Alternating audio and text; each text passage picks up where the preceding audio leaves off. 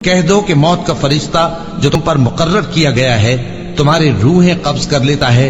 پھر تم اپنے پروردگار کی طرف لوٹائے جاؤ گے، اور تم تعجب کرو جب دیکھو کہ گناہگار اپنے پروردگار کے سامنے سر جھکائے ہوں گے اور کہیں گے کہ اے ہمارے پروردگار،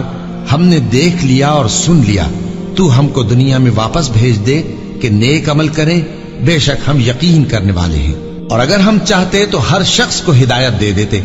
لیکن میری طرف سے یہ بات قرار پا چکی ہے کہ میں دوزخ کو جنوں اور انسانوں سب سے بھر دوں گا، سو اب آگ کے مزے چکھو، اس لیے کہ تم نے اس دن کے آنے کو بھلا رکھا تھا، آج ہم نے بھی تمہیں بھلا دیا ہے، اور جو کام تم کرتے تھے ان کی سزا میں ہمیشہ کے عذاب کے مزے چکتے رہو۔ ہماری آیتوں پر تو وہی لوگ ایمان لاتے ہیں کہ جب ان کو ان کے ذریعے نصیحت کی جاتی ہے تو سجدے میں گر پڑتے اور اپنے پروردگار کی تعریف کے ساتھ تسبیح کرتے ہیں اور غرور نہیں کرتے۔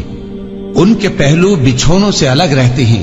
اس حال میں کہ وہ اپنے پروردگار کو خوف اور امید سے پکارتے اور جو کچھ ہم نے ان کو دیا ہے اس میں سے خرچ کرتے ہیں۔ سو کوئی شخص نہیں جانتا کہ ان کے لیے کیسی آنکھوں کی ٹھنڈک چھپا کر رکھی گئی ہے،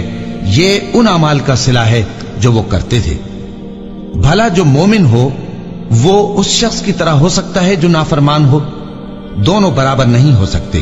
جو لوگ ایمان لائے اور نیک عمل کرتے رہے ان کے رہنے کے لیے باغ ہیں، یہ مہمانی ان کاموں کی جزا ہے جو وہ کرتے تھے، اور جنہوں نے نافرمانی کی ان کے رہنے کے لیے دوزخ ہے، جب چاہیں گے کہ اس میں سے نکل جائیں تو اس میں لوٹا دیے جائیں گے،